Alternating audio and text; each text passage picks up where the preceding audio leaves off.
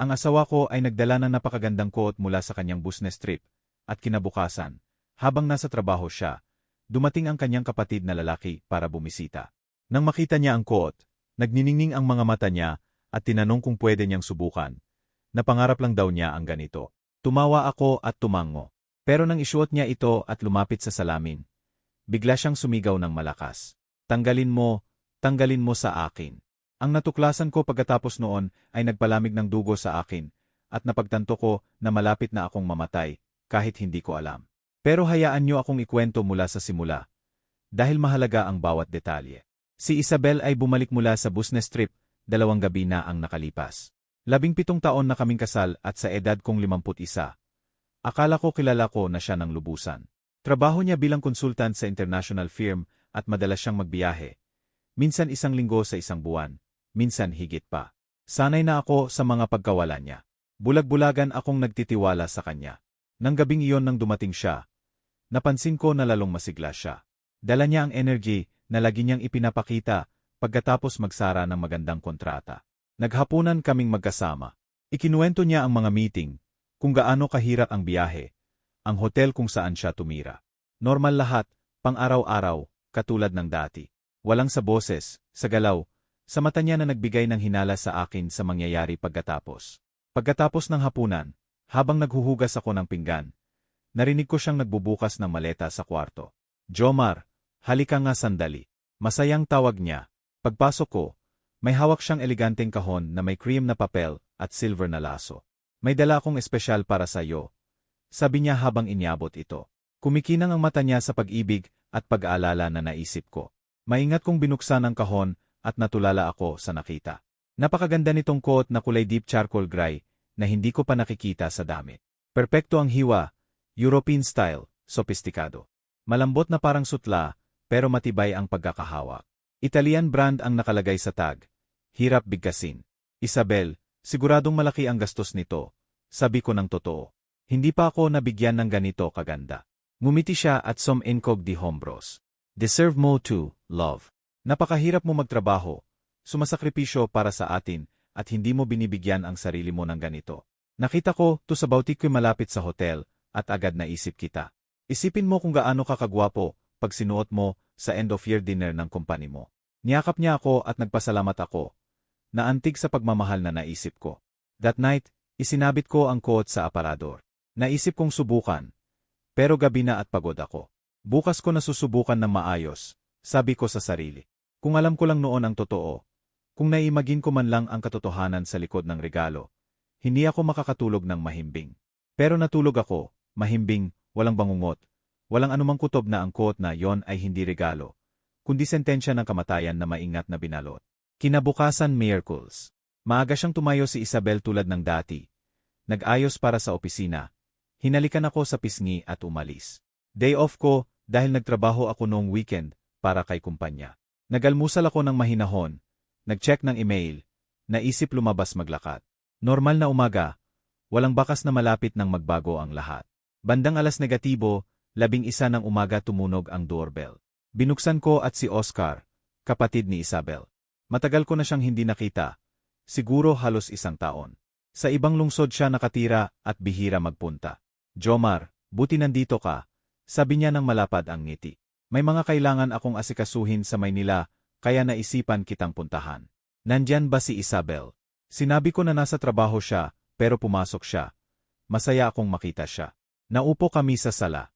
Nagkwentuhan ng mga walang kwentang bagay, trabaho niya, pamilya, buhay sa probinsya nila. Magaan ang usapan. Maya-maya tumayo siya papunta sa CR at pagbalik. Dumaan sa halway patungo sa kwarto namin. Nakabukas ng bahagya ang pinto at kita ang aparador. Iniwan ko ang coat sa labas ng aparador kaninang umaga para susubukan ko mamaya. Narinig ko ang paghanga niya. Jomar, saan mo nakuha yung coat na yan? Nakaupo siya sa pintuan ng kwarto. Titig na titig sa damit. Tumayo ako at lumapit. Dala ni Isabel mula sa biyahe niya. Mayabang kong sabi. Lumapit siya. Hinawakan ang tela ng may paggalang. Grabe, hindi pa ako nakakita ng ganito. Siguradong lampas $5,000 to. Tumingin siya sa akin nang nagniningning ang mata. Parang bata na gustong-gusto ang nakikita. Pwede ko bang subukan, please? Pangarap ko lang to. Nangako akong mag-iingat. Tumawa ako sa sobrang excited niya. Si Oscar talaga. Mahilig sa magagandang damit na hindi niya kayang bilhin sa sahod niya. Sige, sige, sabi ko nang walang dudang. Walang dahilan para tanggihan. Koot lang naman. Ano bang mangyayari? Maingat niyang kinuha ang koot, parang seremonya, at isinuot. Medyo maluwag dahil payat siya kaysa sa akin. Pero maganda pa rin. Lumakad siya sa malaking salamin sa kwarto. Tinitignan ang sarili. Inaayos ang kwelyo, ngumingiti. Parang milyonaryo ako, biro niya. Nakalin ako sa pintuan, naaliw sa reaksyon niya. Pero pagkatapos mga 30 segundo, biglang nawala ang ngiti niya. Nagbago ang mukha niya. Una namutla, tapos nanlaki ang mata sa takot at nagsimulang kamutin ang braso ng walang tigil. Ano yan? Tanong ko ng gulilat. Hindi siya sumagot. Sa halip, sumigaw siya, tanggalin mo sa akin. Nanginginig ang kamay niya habang sinusubukang tanggalin ang koot. Pero parang hindi sumusunod ang daliri. Hirap na hirap ang hininga niya. Tumakbo ako at tinulungan siyang tanggalin. Itinapon ko sa sahig at hinawakan ang balikat niya. Oscar, ano ba yan? Namumula ang balat niya sa mga parte na direktang hinawakan ng koot. Lalo na sa lig at pulso. Kamot ng kamot siya ng sobra hanggang magkagasgas. Sumusunog, hingal niya, sumusunog ang balat ko. Parang libu-libong karayom.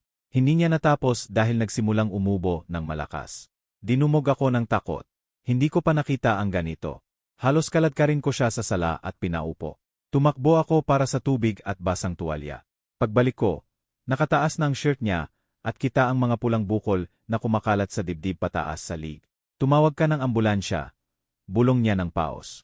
Please, Jomar, may mali talaga. Tinawagan ko ang emergency nang nanginginig ang kamay. Habang naghihintay, pinapanood ko siyang magulo sa sofa, kamot ng kamot. Mabilis na kumakalat ang bukol. Masyadong mabilis para simpleng allergy lang. Emergency. Ano ang problema niyo? Tanong sa kabilang linya. Ipinaliwanag ko ng maayos. Malubhang allergic reaction. Hirap huminga, bukol sa buong katawan. Papunta na ang ambulansya. Manatili sa linya, sabi ng operator. Walang katapusan ang susunod na 1-0 minuto. Nagsimulang hirapan talaga si Oscar huminga. Hirap na hirap ang dibdib niya. Pinahiran ko ng malamig na tuwalya ang noo, habang binibigyan ako ng instructions. May history ba ng allergy? Tanong niya. Hindi ko alam. Sabi ko ng pakiramdam ko walang kwenta. Kilala ko si Oscar ng matagal. Kapatid ng asawa ko, at hindi ko pa siya nakitang may sakit. Wala siyang binanggit na allergy. Ano ang nahawakan niya? Tumingin ako sa kwarto kung saan nakahiga pa ang koot. Sa koot. Subukan lang niya. Nang dumating ang ambulansya, mabilis at profesional ang mga paramedic. Sinuri si Oscar, kinuha vital signs, binigyan ng oxygen. Anaphylactic shock, sabi ng isa. Dapat naming dalhin agad. Inilagay siya sa stretcher, habang sinusubukan kong ipaliwanag. Nandyan pa ang koot, tanong ng mas bata. Tumango ako. Huwag mong hawakan, babala niya. Kung yon ang dahilan, delikado yan. Sasama kami sa ospital. Sumakay ako sa ambulansya nang walang isip. Sa daan, pinapanood ko kung paano binibigyan ng gamot si Oscar. Pinapamonitor ang hininga. Gising siya, pero halatang takot na takot. Hinawakan niya ng mahigpit ang kamay ko. Hindi ko pa naranasan ang ganito. Bulong niya sa ilalim ng oxygen mask. Instant, Jomar. Pagkahawak lang ng koot sa balat ko, parang apoy. Lubhang nakaapekto sa akin ang mga salita niya. Hindi normal. Wala sa mga ito ang normal. Sa ospital, diretso sa ER. Naiwan ako sa waiting area. Naglalakad-lakad habang sinusubukang intindihin ang nangyari. Tinawagan ko si Isabel ng 3 beses, pero hindi sumagot. Nag-iwan ako ng voice message. Isabel, tawagan mo ako agad. Nasa ospital si Oscar. May problema sa quote na ibinigay mo. Hindi ko na binanggit ang detalye, dahil hindi ko rin alam kung paano i-explain ang hindi ko maintindihan. 2 oras bago lumabas ang doktor, para kausapin ako. Matanda na siya, may gray na buhok at seryosong mukha. Kamag-anak ba kayo ng pasyente? Tanong niya. Sinabi ko na bayaw ako. Kapatid ng asawa ko si Oscar. Tumango siya. Matatag na si Oscar ngayon. Malubha ang reaksyon, pero mabuti ang response sa antihistamine at steroids. Iobserba namin ng hindi bababa sa 24 oras. Malaking ginhawa ang naramdaman ko. Ano ang dahilan nito, doktor? Nagkunot ang noo ng doktor. Yan ang kakaiba. Tinanong namin kung may kilalang allergy at sinabi niyang wala. Kahit sa pagkain, gamot, tela, wala. Una itong ganitong reaksyon sa 43 taon niya. Tumigil siya at tinitigan ako ng may pagka-curious. Sinabi mong dahil sa quote. Bago ang quote na yon, tumango ako. Regalo ng asawa ko kahapon. Dala mula sa business trip. Sinuot mo na ba? Tanong ng doktor. May halong pag-alala sa boses niya. Hindi pa. Plano kong subukan ngayon, pero dumating si Oscar, at siya ang unang sumubok. Mga 1 minuto lang. Tinitigan ako ng doktor. Buti na lang. Ganito kabilis at malakas na reaksyon, ay hindi tipikal sa ordinaryong allergy sa tela. May ipapagawa ako. Huwag mong gamitin ang quote hanggat hindi natin alam ang eksaktong dahilan. At kung pwede, ilagay sa selyadong bag. Kailangan naming suriin. Nagpalamig ang dugo ko. Suriin ang quote. Bakit? Maingat na pinili ng doktor ang salita. Dahil sa 30 taon kong karera, nakakita ako ng lahat ng klaseng reaksyon. Pero iba to. Ang bilis, ang lakas, ang pamamahagi ng sugat, ay hindi tumutugma sa normal na pattern. Baka may industrial chemical, malakas na dye o hindi regulated na preservative sa tela. Kailangan naming i-eliminate. Dahan-dahang tumango ako habang lumalaki ang kakaibang discomfort sa dibdib ko. Humingi ako ng permiso para makita si Oscar. Nakaupo siya sa observation bed. May eye at cream sa braso at lig. Pagkakita sa akin, sinubukan niyang ngumiti pero parang grimace. Sorry, Jomar, sinira ko ang regalo mo. Lumapit ako at umiling. Huwag kang mag-alala. Ang mahalaga buhay ka. Pero hindi siya mukhang kumbinsido. Sobrang kakaiba, bulong niya. Hindi lang simpleng kati o init. Parang natutunaw ang balat ko. Parang may kumakain mula labas papasok. At ang amoy. Nagkunot siya ng noo. May kakaibang amoy sa koot. Hindi ko napansin agad dahil banayad. Pero pag alis ko at sinadya kong amuyin, may chemical. Dapat hindi naroroon. Anong klaseng amoy? Tanong ko nang fully alert na ako. Ipinikit ni Oscar ang mata para alalahanin.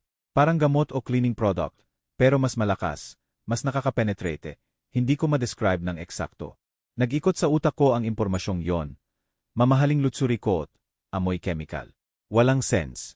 Lumabas ako ng ospital nang dumidilim na. Tinawagan na rin ako ni Isabel pag-uwi ko. Ano ang nangyari? Nakita ko ang messages mo. Si Oscar, okay lang ba? May pag-alala sa boses niya, pero hindi sobra. Ikinalat ko lahat.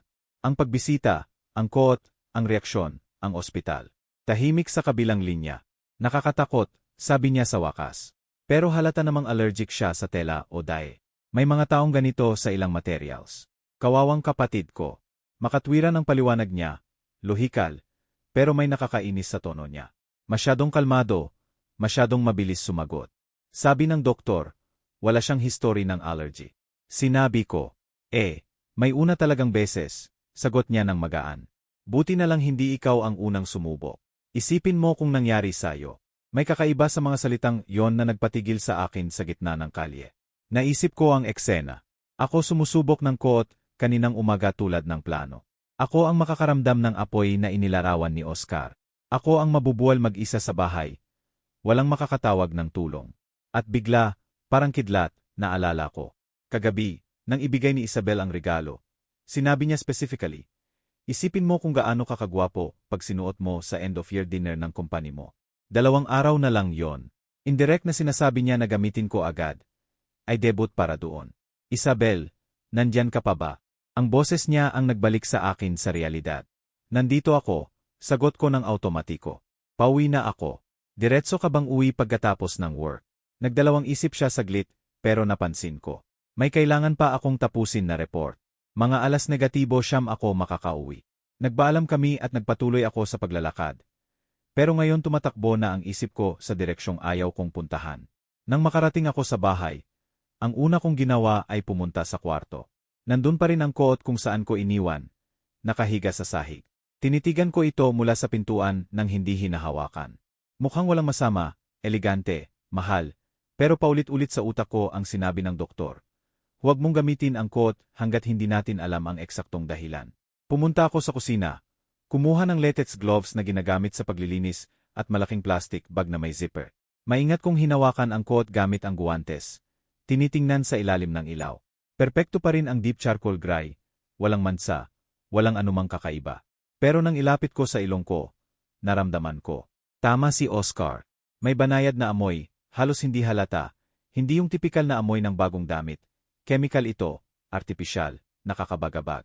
Isinukso ko ang coat sa bag at sinilyohan. Nang mahigpit. That night, hindi ako makatulog.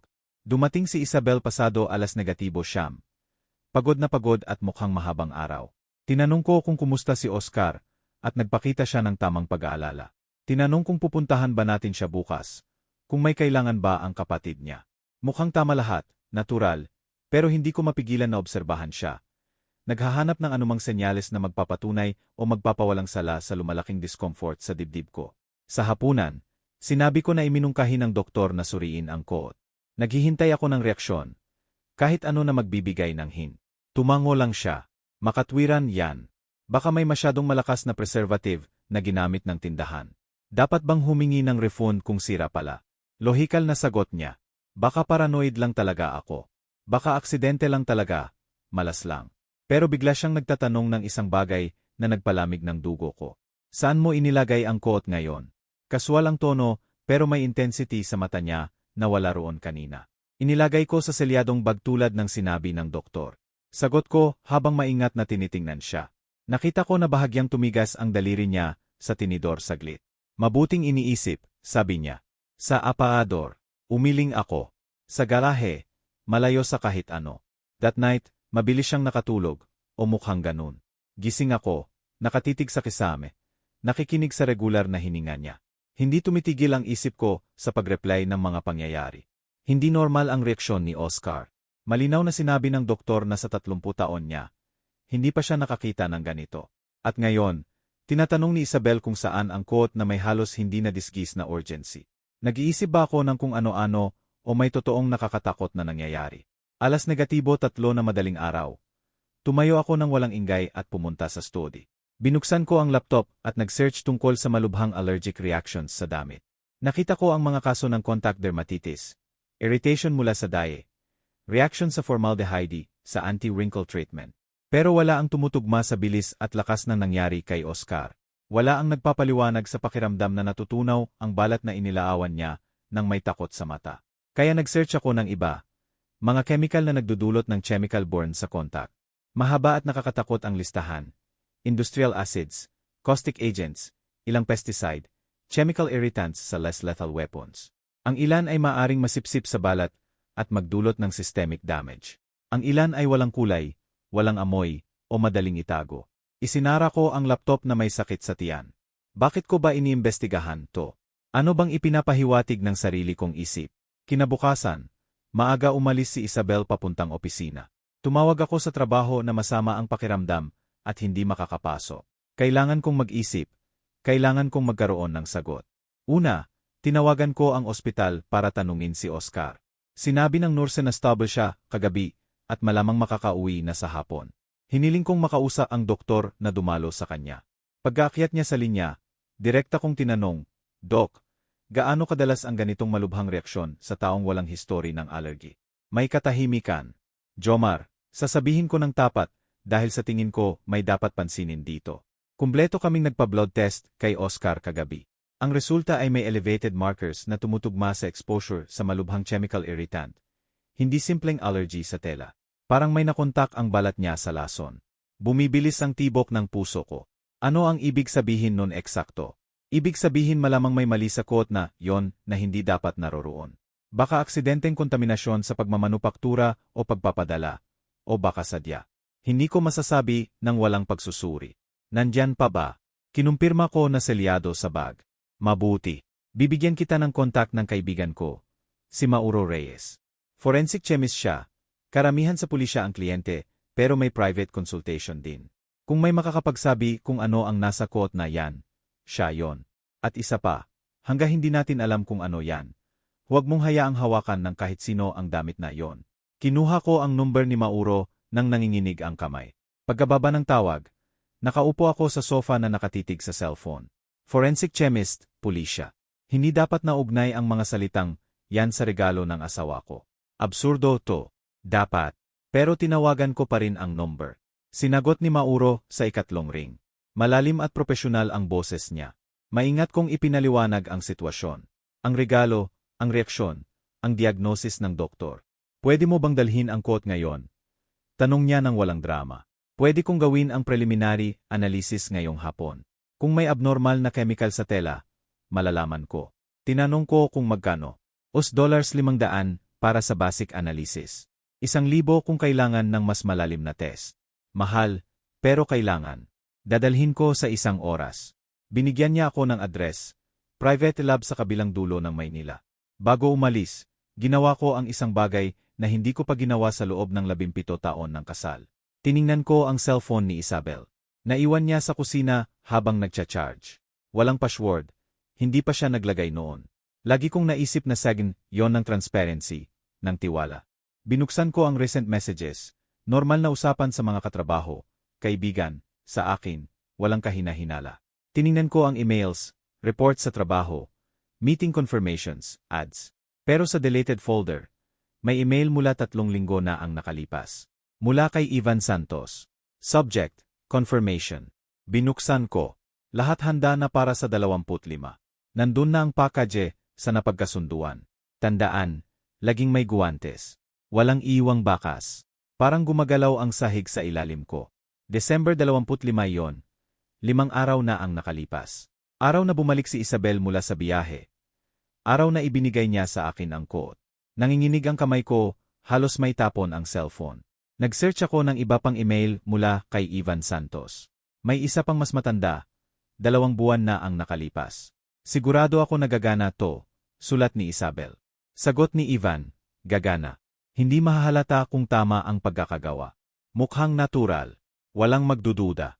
Hindi regular ang paghinga ko. Natural, hindi mahahalata. Ano ba ang pinag-uusapan nila? Kinuha ko ang screenshot ng 2 email gamit ang sarili kong cellphone. Pawis na pawis ang kamay ko. Binisita ko ulit ang buong history nila ni Ivan. Pero yon lang ang natira. Siguradong binura niya ang iba. Nag-search ako ng Ivan Santos sa internet. Wala akong nahanap na eksaktong tumutugma. Ilang profile sa social media, pero wala na malinaw na koneksyon kay Isabel. Sino ba talaga ang lalaking to? Kaibigan ba? Kasabwat? Sa ano? Iniwan ko ang cellphone kung saan ko nahanap at pumunta sa garahe. Kinuha ko ang bag na may quote, hinawakan sa harap ko. Ang bagay na mukhang walang masama na, to ay maaring maglaman ng sagot na hindi ko sigurado kung gusto kong malaman. Pero huli na para umurong. Tumawid na ako sa linya nang tingnan ang cellphone ni Isabel. Tumawid din ako sa isa pang linya nang makipag-ugnayan sa forensic chemist. Ngayon kailangan kong tapusin hanggang dulo.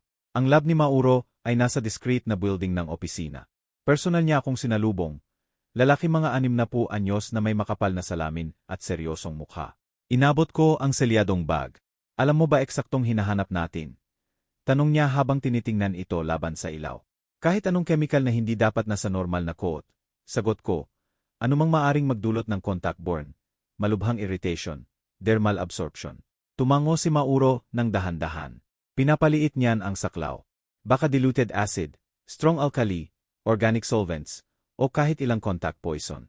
Gagawin ko muna ang spectroscopic analysis ng tela, tapos specific chemical tests. Kung may makita ako, dapat may preliminary results sa 4 o 5 oras. Saan kita pwedeng tawagan? Binigyan ko ang number ko at dagdag niya habang papalabas ako. Kung makakita ako ng talagang mapanganib, na malinaw na hindi aksidente, kailangan kong i-report sa authorities. Protocol yan. Tumango ako. Bahagi ng akin ang umaasa na walang makita. Naparanoia ko lang to, maling pagkakaintindi. Pero ang ibang bahagi, ang nakabasa ng emails, nakakita ng reaksyon ni Oscar. Alam na makakahanap si Mauro ng mali at kapag nangyari yon, hindi na magiging pareho ang buhay ko. Ang mga susunod na oras ang pinakamahaba sa buhay ko. Hindi ako mapakali sa bahay, kaya lumabas ako, maglakad ng walang direksyon sa Maynila. Hindi tumitigil ang isip ko sa pag-ikot ng lahat. Ang emails ni na Isabel at Ivan, ang paraan ng pagtatanong niya kung saan ang quote, ang malakas na reaksyon ni Oscar, ang sinabi ng doktor tungkol sa toxic substances. Lahat tumutugma sa pattern na tinatanggihan ng utak ko, pero kinikilala na ng instinto ko. Dumaan ako sa isang cafe at naupo sa likod. Nag-order ako ng espresso na hindi ko ininom. Inilabas ko ang cellphone at binasa ulit ang screenshots ng emails. Mukhang natural. Walang magdududa. Natural na mamatay ako. Dumating ang salita sa isip ko nang may brutal na linaw. Sinusubukan ba ni Isabel na patayin ako? Absurdo, impossible, halos matawa ako ng malakas. Pero namatay ang tawa sa lalamunan ko dahil alam kong hindi ito imposible. Nagsimulang alalahanin ko ang mga detalye noong mga nakaang buwan na noon ay mukhang walang halaga. 2 buwan na ang nakalipas. Iminungkahi ni Isabel na i-update natin ang life insurance. Mas matanda na tayo, Jomar. Dapat mas malakas ang coverage. Pinirmahan ko ang papeles nang hindi talaga binabasa. Nagtitiwala sa kanya tulad ng dati. Magkano ba ang policy? Sino ang beneficiary? Hindi ko man lang alam. Nagdulot ng pagduduwal ang ideya. Naalala ko rin na 3 buwan na ang nakalipas. Mas madalas na siyang magbiyahe. Dati 1 linggo sa 1 buwan. Ngayon halos 2. Lagi may makatwirang dahilan, bagong kliyente, expansion ng company, importanteng projects. Hindi ko man lang kinwestiyon. Bakit ko gagawin? Buong-buo ang tiwala ko sa asawa ko. O noon, dahil ngayon bawat alaala ay may halong hinala. Bawat mabait na galaw ay posibleng kalkulado. Pumunta ako sa kusina. Kumuha ng latex gloves na ginagamit sa paglilinis at malaking plastic bag na may zipper. Maingat kong hinawakan ang coat gamit ang guwantes. Tinitingnan sa ilalim ng ilaw. Perpekto pa rin ang deep charcoal gray, walang mansa, walang anumang kakaiba. Pero nang ilapit ko sa ilong ko, naramdaman ko. Tama si Oscar. May banayad na amoy, halos hindi halata, hindi yung tipikal na amoy ng bagong damit. Chemical ito, artipisyal, nakakabagabag. Isinukso ko ang coat sa bag at sinelyohan ng mahigpit. That night, hindi ako makatulog. Dumating si Isabel pasado alas negatibo siyam. Pagod na pagod at mukhang mahabang araw. Tinanong ko kung kumusta si Oscar at nagpakita siya ng tamang pag-aalala. Tinanong kung pupuntahan ba natin siya bukas, kung may kailangan ba ang kapatid niya. Mukhang tama lahat, natural, pero hindi ko mapigilan na obserbahan siya. Naghahanap ng anumang senyales na magpapatunay o magpapawalang sala sa lumalaking discomfort sa dibdib ko. Sa hapunan, sinabi ko na iminungkahi ng doktor na suriin ang coat. Naghihintay ako ng reaksyon. Kahit ano na magbibigay ng hint. Tumango lang siya. Makatwiran yan. Baka may masyadong malakas na preservative na ginamit ng tindahan. Dapat bang humingi ng refund kung sira pala? Lohikal na sagot niya. Baka paranoid lang talaga ako. Baka aksidente lang talaga. Malas lang. Pero bigla siyang nagtatanong ng isang bagay na nagpalamig ng dugo ko. Saan mo inilagay ang coat ngayon? Kaswal ang tono pero may intensity sa mata niya na wala roon kanina. Inilagay ko sa selyadong bag tulad ng sinabi ng doktor. Sagot ko habang maingat na tinitingnan siya. Nakita ko na bahagyang tumigas ang daliri niya sa tinidor saglit. Mabuting iniisip, sabi niya. Sa apaador, umiling ako. Sa garahe, malayo sa kahit ano. That night, mabilis siyang nakatulog, o mukhang ganun. Gising ako, nakatitig sa kisame. Nakikinig sa regular na hininga niya. Hindi tumitigil ang isip ko sa pag-reply ng mga pangyayari. Hindi normal ang reaksyon ni Oscar. Malinaw na sinabi ng doktor na sa 30 taon niya, hindi pa siya nakakita ng ganito.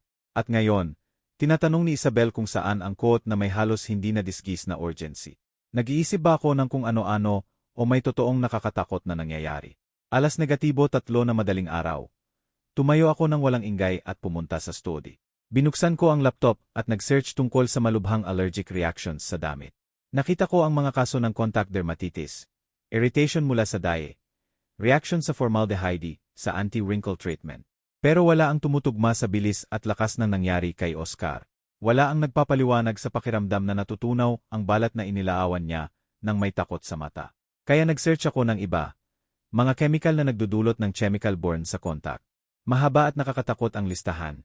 Industrial acids, caustic agents, ilang pesticide, chemical irritants sa less lethal weapons.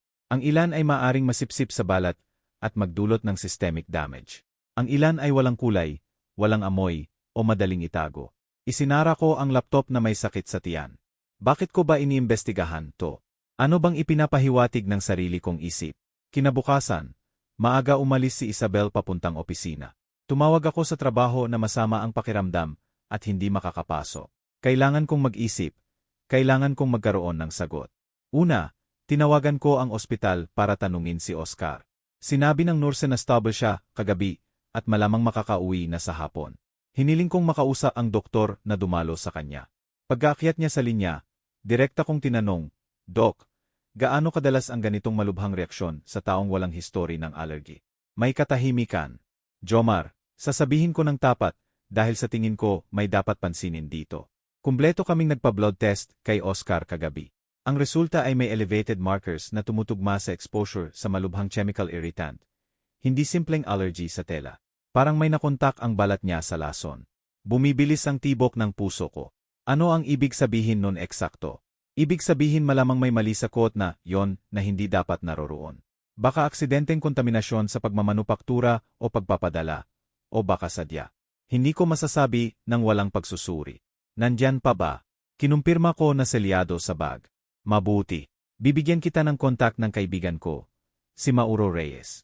Forensic chemist siya. Karamihan sa pulisya ang kliyente, pero may private consultation din. Kung may makakapagsabi kung ano ang nasa quote na yan, siya yon. At isa pa, hanggat hindi natin alam kung ano yan, huwag mong hayaang hawakan ng kahit sino ang damit na yon. Kinuha ko ang number ni Mauro nang nanginginig ang kamay. Pagkababa ng tawag, nakaupo ako sa sofa na nakatitig sa cellphone. Forensic chemist, pulisya. Hindi dapat naugnay ang mga salitang, yan sa regalo ng asawa ko. Absurdo to. Dapat. Pero tinawagan ko pa rin ang number. Sinagot ni Mauro sa ikatlong ring. Malalim at propesyonal ang boses niya. Maingat kong ipinaliwanag ang sitwasyon. Ang regalo, ang reaksyon, ang diagnosis ng doktor. Pwede mo bang dalhin ang quote ngayon? Tanong niya ng walang drama. Pwede kong gawin ang preliminary analysis ngayong hapon. Kung may abnormal na chemical sa tela, malalaman ko. Tinanong ko kung magkano. 25,000 pesos para sa basic analysis. 50,000 kung kailangan ng mas malalim na test. Mahal, pero kailangan. Dadalhin ko sa 1 oras. Binigyan niya ako ng address, private lab sa kabilang dulo ng Maynila. Bago umalis, ginawa ko ang isang bagay na hindi ko pa ginawa sa loob ng 17 taon ng kasal. Tiningnan ko ang cellphone ni Isabel. Naiwan niya sa kusina habang nagcha-charge. Walang password. Hindi pa siya naglagay noon. Lagi kong naisip na sagin yon ng transparency, ng tiwala. Binuksan ko ang recent messages, normal na usapan sa mga katrabaho, kaibigan, sa akin, walang kahina-hinala. Tiningnan ko ang emails, reports sa trabaho, meeting confirmations, ads. Pero sa deleted folder, may email mula 3 linggo na ang nakalipas. Mula kay Ivan Santos. Subject, confirmation. Binuksan ko. Lahat handa na para sa 25. Nandun na ang package sa napagkasunduan. Tandaan, laging may guwantes. Walang iwang bakas. Parang gumagalaw ang sahig sa ilalim ko. December 25 yon. 5 araw na ang nakalipas. Araw na bumalik si Isabel mula sa biyahe. Araw na ibinigay niya sa akin ang quote. Nanginginig ang kamay ko, halos may tapon ang cellphone. Nag-search ako ng iba pang email mula kay Ivan Santos. May isa pang mas matanda. 2 buwan na ang nakalipas. Sigurado ako nagagana to, sulat ni Isabel. Sagot ni Ivan, gagana. Hindi mahahalata kung tama ang pagkakagawa. Mukhang natural. Walang magdududa. Hindi regular ang paghinga ko. Natural, hindi mahahalata. Ano ba ang pinag-uusapan nila?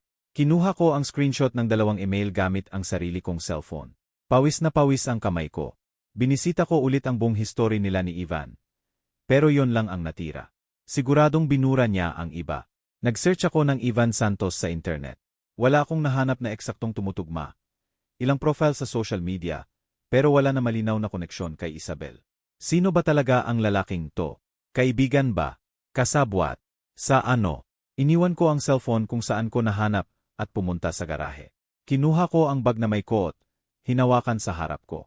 Ang bagay na mukhang walang masama na, to ay maaring maglaman ng sagot na hindi ko sigurado kung gusto kong malaman. Pero huli na para umurong. Tumawid na ako sa linya nang tingnan ang cellphone ni Isabel. Tumawid din ako sa isa pang linya nang makipag-ugnayan sa forensic chemist. Ngayon kailangan kong tapusin hanggang dulo. Ang lab ni Mauro ay nasa discreet na building ng opisina. Personal niya akong sinalubong. Lalaki mga 60 anyos na may makapal na salamin at seryosong mukha. Inabot ko ang selyadong bag. Alam mo ba eksaktong hinahanap natin? Tanong niya habang tinitingnan ito laban sa ilaw. Kahit anong chemical na hindi dapat nasa normal na quote. Sagot ko, anumang maaring magdulot ng contact burn, malubhang irritation, dermal absorption. Tumango si Mauro ng dahan-dahan. Pinapaliit niyan ang saklaw. Baka diluted acid, strong alkali, organic solvents, o kahit ilang contact poison. Gagawin ko muna ang spectroscopic analysis ng tela, tapos specific chemical tests. Kung may makita ako, dapat may preliminary results sa 4 o 5 oras. Saan kita pwedeng tawagan? Binigyan ko ang number ko at dagdag niya habang papalabas ako. Kung makakita ako ng talagang mapanganib, na malinaw na hindi aksidente, kailangan kong i-report sa authorities. Protocol yan. Tumango ako. Bahagi ng akin ang umaasa na walang makita. Naparanoia ko lang to, maling pagkakaintindi. Pero ang ibang bahagi, ang nakabasa ng emails, nakakita ng reaksyon ni Oscar. Alam na makakahanap si Mauro ng mali at kapag nangyari yon, hindi na magiging pareho ang buhay ko. Ang mga susunod na oras ang pinakamahaba sa buhay ko. Hindi ako mapakali sa bahay, kaya lumabas ako, maglakad ng walang direksyon sa Maynila. Hindi tumitigil ang isip ko sa pag-ikot ng lahat. Ang emails nina Isabel at Ivan, ang paraan ng pagtatanong niya kung saan ang quote, ang malakas na reaksyon ni Oscar, ang sinabi ng doktor tungkol sa toxic substances. Lahat tumutugma sa pattern na tinatanggihan ng utak ko, pero kinikilala na ng instinto ko. Dumaan ako sa isang cafe at naupo sa likod. Nag-order ako ng espresso na hindi ko ininom. Inilabas ko ang cellphone at binasa ulit ang screenshots ng emails. Mukhang natural. Walang magdududa. Natural na mamatay ako. Dumating ang salita sa isip ko nang may brutal na linaw. Sinusubukan ba ni Isabel na patayin ako? Absurdo, impossible, halos matawa ako ng malakas. Pero namatay ang tawa sa lalamunan ko dahil alam kong hindi ito impossible. Nagsimulang alalahanin ko ang mga detalye noong mga nakaaang buwan na noon ay mukhang walang halaga. 2 buwan na ang nakalipas. Iminungkahi ni Isabel na i-update natin ang life insurance. Mas matanda na tayo, Jomar. Dapat mas malakas ang coverage. Pinirmahan ko ang papeles ng hindi talaga binabasa. Nagtitiwala sa kanya tulad ng dati. Magkano ba ang policy? Sino ang beneficiary? Hindi ko man lang alam. Nagdulot ng pagduduwal ang ideya. Naalala ko rin na 3 buwan na ang nakalipas. Mas madalas na siyang magbiyahe. Dati 1 linggo sa 1 buwan. Ngayon halos 2. Lagi may makatwirang dahilan, bagong kliyente, expansion ng company, importanteng projects. Hindi ko man lang kinwestiyon. Bakit ko gagawin? Buong-buo ang tiwala ko sa asawa ko. O noon, dahil ngayon bawat alaala ay may halong hinala. Bawat mabait na galaw ay posibleng kalkulado. Ang cellphone ko tumunog, nagulat ako. Si Mauro. Jomar, kailangan kitang bumalik sa lab, may nakita ako.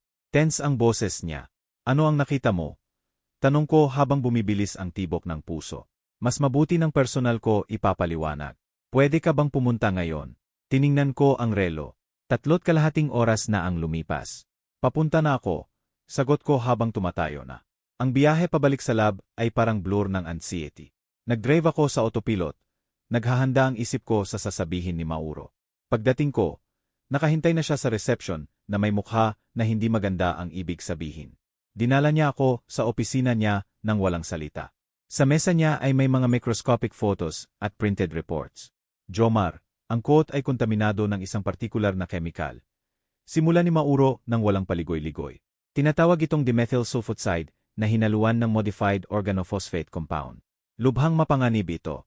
Naupo ako nang bigla sa upuan sa harap niya. Ano ang ginagawa nito eksakto? Tinanggal ni Mauro ang salamin at tinitigan ako diretso. Ang dimethyl sulfoxide ay solvent na nagpapadali sa pag-absorb ng balat. Sa madaling salita, pinapayagan nitong mas madaling pumasok ang ibang substance sa balat. Ang organophosphate ay uri ng neurotoxin. Parang sinuntok ako sa tiyan. Lason. Tumango si Mauro ng seryoso. Ang partikular na compound na, to ay binago para kumilos ng dahan-dahan. Hindi agad nakamamatay, pero unti-unting sinisira ang nervous system. Ang unang sintomas ay mukhang heart attack o stroke. Pag nalaman na lason pala, huli na. Clinical at eksakto ang mga salita niya. Nakakatakot. Paano napunta yan sa quote? Tanong ko kahit alam ko na ang sagot. Ipinakita ni Mauro ang mga larawan. Ang substance ay nakababad sa loob ng quote, lalo na sa lig, pulso, at loob ng braso, mga lugar na maraming blood vessels kaya mabilis ang absorption. Hindi ito aksidente. May sadyang naglagay nito, at may alam kung paano ito gagana ng perpekto. Gaano katagal bago ako maapektuhan? Tanong ko na parang malayo ang boses ko. Ayon sa concentration, kung isinuot mo yan ng 4 o 5 oras, malaking dosis ang maaabsorb mo. Magsisimula ang sintomas gabiring yon o kinabukasan, pagduduwal, hilo, panghihina. Sa loob ng 3 o 4 na araw, malubhang problema sa puso. Sa loob ng 1 linggo, multiple organ failure. At sa mata ng doktor na hindi specifically naghahanap ng poisoning, mukhang natural lahat. Tahimik akong nagproseso ng impormasyon. Maingat na pinlano ni Isabel ang pagkamatay ko. Binili niya ako ng coat na may lason. Umaasa na isusuot ko sa dinner ng kumpani ko. Matagal akong may expose sa event na puno ng tao. Maraming saksi na makukumpirma na mukhang okay ako. Kapag nagsimula ang sintomas, walang mag-ugnay ng dots. Lalaking 51 anyos na biglang atake sa puso. Trahedya. Pero hindi suspetsoso. Jomar. Tawag ni Mauro na nagbalik ako sa realidad. Kailangan kong malaman kung paano mo nakuha ang quote na to. Ito ay ebidensya ng attempted homicide. Kailangan kong i-report sa pulisya. Tinitigan ko siya habang nag-iisip kung ano ang sasabihin. Sa wakas, inilabas ko ang cellphone at ipinakita ang screenshots ng emails nina Isabel at Ivan. Tahimik niyang binasa. Lalong lumala ang ekspresyon niya. Ang asawa mo, sabi niya sa wakas. Hindi tanong yon. Sagot ko nang walang emosyon. Regalo niya sa akin 3 gabi na ang nakalipas. Sabi niya binili niya sa boutique sa business trip niya. Umiling ng dahan-dahan si Mauro. Walang boutique ang nagtitinda ng damit na may lason. Espeyal na ginawa to. Si Ivan Santos ay dapat may kalaman sa chemistry o may access sa controlled substances. Ganito klaseng modified organophosphate ay hindi basta-basta makukuha. Kailangan ng specialized knowledge para gawin yan. Naisip ko ang emails. Nandun na ang package sa napagkasunduan. Laging may guwantes. Si Ivan ang naghanda ng coat na may lason at ibinigay kay Isabel sa biyahe niya. Dinala niya sa bahay, ibinigay sa akin ng may ngiti. Sinabi specifically kung kailan gamitin. At kung hindi dumating si Oscar para bumisita. Kung hindi niya gustong subukan dahil sa simpleng curiosity. Ako na ngayon ang unti-unting namamatay nang walang alam kung bakit. Kailangan kong mag-file ng formal complaint. Sabi ko kay Mauro. Pero bago yon, kailangan ko ng higit pang impormasyon. Pwede mo bang itago ang quote bilang ebidensya? Panatilihing ligtas. Tumango siya. Siyempre. Ilalagay ko sa sealed container at gagawin ko ang copies ng lahat ng analysis. Pero Jomar, alam mo na lubhang seryoso to. Sinusubukan ka patayin ng asawa mo. Kailangan mong pumunta sa pulisya ngayon din. Alam ko, sagot ko. Pero una kailangan kong maintindihan kung bakit. Kailangan kong malaman kung sino si Ivan Santos at ano ang relasyon niya kay Isabel. Kailangan kong malaman kung may iba pa. Kung ito lang ang simula ng mas malaki. Tinitigan ako ni Mauro ng may pag-aalala. Mag-ingat ka. Ang taong kayang maglano ng ganito ay lubhang mapanganib. Huwag mong ipagsapalaran ang sarili mo sa pag-iimbestiga mag-isa. Lumabas ako ng lab na may kopya ng analysis sa backpack ko. Nagtatakip ang araw, kulay orange at purple ang langit. Maganda ang sunset, yung tipo na dati naming pinapanood ni Isabel mula sa bintana ng sala. Ilang beses kaming nakaupo roon, magkahawa kamay, nag-uusap tungkol sa future natin. Lahat pala'y kasinungalingan. O baka hindi lahat. Baka noong una totoo. Pero may punto na nagbago. Kailangan kong malaman kung kailan at bakit. Sa halip na umuwi, nag-drive ako sa isang discreet na hotel at nagpa-check-in. Hindi pa ako makabalik. Hindi ko kayang makita si Isabel at magpanggap na normal ang lahat. Ngayong alam ko na ang totoo, kailangan ko ng oras para mag-isip, para maglano ng susunod na hakbang. Tinawagan ko ang trabaho at sinabi na may family emergency at wala ako sa loob ng ilang araw. Tapos tinawagan ko si Isabel. Saan ka? Tanong niya pagkasagot. May pag-aalala sa boses.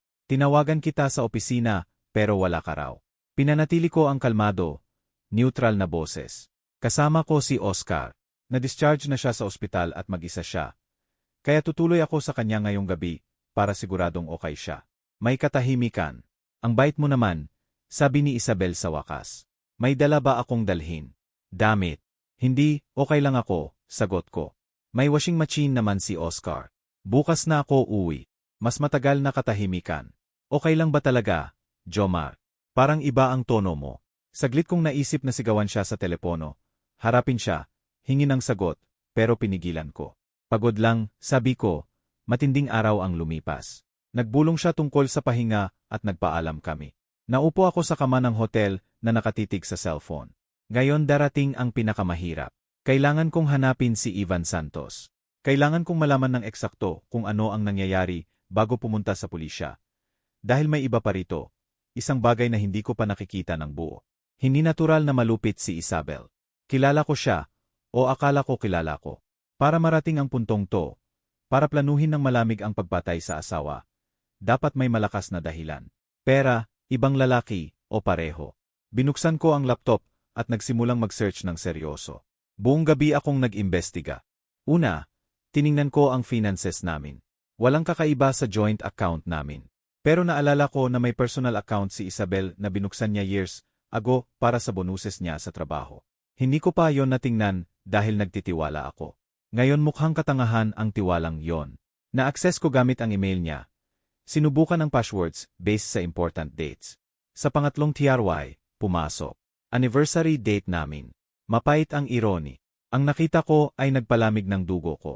Sa loob ng nakaraang 6 na buwan, halos 500,000 pesos ang na-transfer ni Isabel sa account na hindi ko kilala. Regular ang transfers, 50,000 dito, 75,000 doon. Laging may vague description tulad ng consultancy o professional services. Tinrace ko ang receiving account. Nakarehistro sa pangalan ng company na Advanced Technical Solutions. Nag-search ako ng company sa internet. May generic website na nag-aalok ng specialized consultancy. Hindi tinutukoy kung ano. Ang registered address ay shared office building. Amoy facade lahat. Sigurado akong si Ivan Santos ang nasa likod niyan. Nagpatuloy ako sa pag-search sa email ni Isabel. Nakita ko pa ang ibang deleted communications na hindi niya na fully na-delete. Thread mula 4 na buwan na ang nakalipas kung saan nagdedebate sila ni Ivan tungkol sa risks at guarantees. Sinigurado ni Ivan na proven ang method niya at gumana na dati. Dati, ilang taon na ba ang namatay dahil sa lason na ginawa ni Ivan Santos? May references din sa mga pagkikita. Nagkita ng personal sina Isabel at Ivan ng hindi bababa sa 6 na beses sa nakaraang 3 buwan. Lagi sa ibang hotel. Lagi sa mga supposed business trips niya. Tumutugma ang dates sa absences niya. Isa sa emails ay may attached photo nila sa restaurant. Magkahawak kamay sa mesa, nakangiti. Ang message, malapit na tayong maging malaya. Ang salitang malaya ay tumunog sa ulo ko. Gusto ni Isabel na makawala sa akin. Hindi lang divorce, simple yon, legal, civilized. Hindi, gusto niya ang kamatayan ko. Gusto niya ang pera mula sa insurance nang walang komplikasyon ng paghahati ng ari-arian. Gusto niyang magsimula ulit kay Ivan nang walang koneksyon sa akin. Walang awkward explanations, walang social guilt. Isa lang na batang biyuda na malungkot na nagdadalamhati sa asawang biglaang namatay. Nag-search ako ng info tungkol kay Ivan Santos gamit ang data na meron ako. Sa wakas nakahanap ako ng profile sa professional network. Inilarawan ang sarili bilang industrial chemist na may experience sa specialized formulations. Nagtrabaho siya ng maraming taon sa pharmaceutical company na nagsara dahil sa skandal tungkol sa unauthorized tests. Wala akong detalyeng nahanap tungkol sa skandal. Pero malinaw ang implikasyon. May kalaman siya, access sa dangerous substances, at mukhang walang moral scruples. May photo sa profile niya. Mga 45 anyos, maitim na buhok na may gray sa gilid, confident na ngiti, attractive sa polished at professional na paraan. Tinitigan ko ng matagal, sinusubukang intindihin kung ano ang nakikita ni Isabel sa kanya bukod sa kasabwat sa pagpatay. Baka ang pangako ng ibang buhay, mas exciting. Baka simpleng hindi ako yon. Alas negatibo 4 ng madaling araw. Nakahanap ako ng iba. Email mula 8 buwan na ang nakalipas. Matagal bago magsimula ang obvious planning. Sulat ni Isabel kay Ivan. Hindi ko na kaya ang buhay na to. Parang nakatrap ako. Mabuti siya, pero hindi sapat. Kailangan ko ng higit pa. Sagot ni Ivan. Kunin mo kung ano ang gusto mo. Masyadong maikli ang buhay para sayangin sa mediocrity. May mga paraan para makuha ang gusto mo nang hindi isakripisyo ang financial future mo. Doon nagsimula. Hindi lang lover si Ivan, manipulator siya. Nakita niya ang dissatisfaction ni Isabel at ginawang plano ng pagpatay. Siguradong ipinangako niya na magkasama sila. Mayaman sa insurance money, walang magdududa, at tuluyang nakagat ni Isabel ang pain. Isinara ko ang laptop na may malalim na pagod na walang kinalaman sa kakulangan ng tulog. 17 taon ng kasal na nabawasan sa ganito. Trahisyon, sakim, attempted murder. Naisip ko ang lahat ng moments na pinaniwalaan ko. Lahat ng beses na sinabi niyang mahal niya ako. Kailan ba tumigil na totoo yon? O hindi ba talaga naging totoo? Pero hindi ko pinayagan ang sarili ko na malunod sa self-pity. May impormasyon na ako, may ebidensya. Oras na gawing aksyon. Tinawagan ko si Mauro alas negatibo 7 ng umaga. May nakita pa ako, sabi ko, bank transfers, emails, ebidensya ng relasyon kay Ivan Santos. Lahat tumuturo na pinlano, to ng maraming buwan. Tahimik na pinakinggan ni Mauro, habang ikinukwento ko lahat. Kailangan mong pumunta sa pulisya ngayon. sabi niya ng matatag. Sapat na to para sa formal investigation. Pero bago pumunta sa pulisya, ginawa ko ang isang risky na bagay. Gumawa ako ng fake email at nagsulat kay Ivan Santos. Nagpapanggap bilang potential client na interesado sa specialized services niya. Vagili kong binanggit na may problema ako na nangangailangan ng discreet solution at may referral mula sa mutual contact. Hindi ko inaasahan na sasagot, pero kailangan kong subukan. Sa sorpresa ko, sumagot si Ivan sa loob ng wala pang 2 oras. Ang mga serbisyong iniaalok ko ay nangangailangan ng absolute discretion at may malaking halaga.